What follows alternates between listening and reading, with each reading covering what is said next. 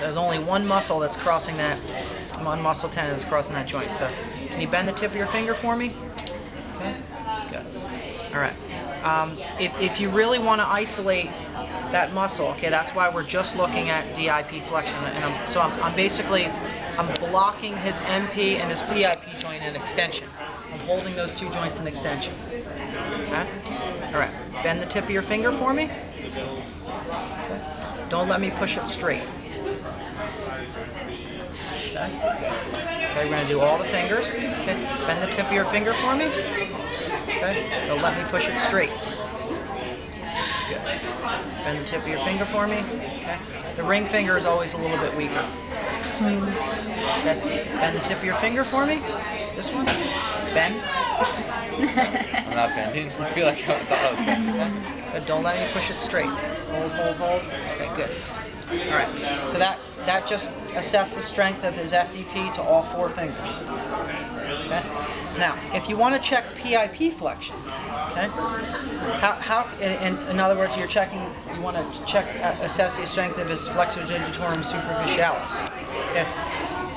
Considering the fact that the profundus also produces flexion torque at that joint, how can I just isolate the superficialis? If I just say bend your finger, bend this joint, bend it down, and don't let me pull it straight. How can I ensure that I'm not also getting a lot of effort from his profundus? Is that straight? Or? Right? So I have to somehow eliminate the profundus from working at all. Right? Flex the distal? Now, the only way to really do it is rest your hand flat on the table for me. Okay. You have to hold the adjacent fingers in extension. All right. The thing with the profundus is that there's a common muscle belly. Okay. For these three fingers. Okay, so basically it's like one muscle with three tendons. Okay, and then a separate muscle belly just for the index finger. Okay, so these three have to kind of go together. All right.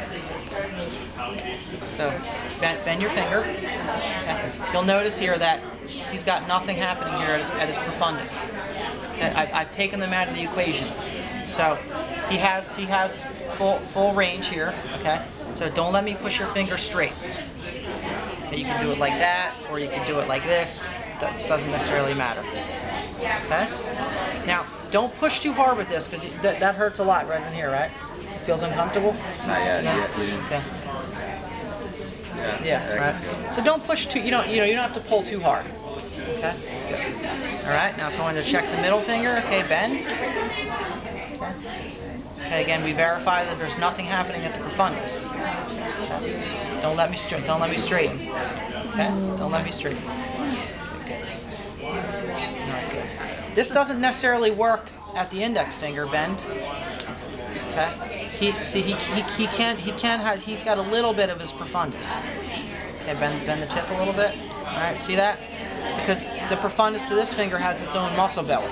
So even though I'm holding these straight, it doesn't necessarily entirely knock out the profundus to that finger. So it's a little bit more difficult to isolate the FDS of the index finger, but that's fine. That doesn't really matter. Okay? All right.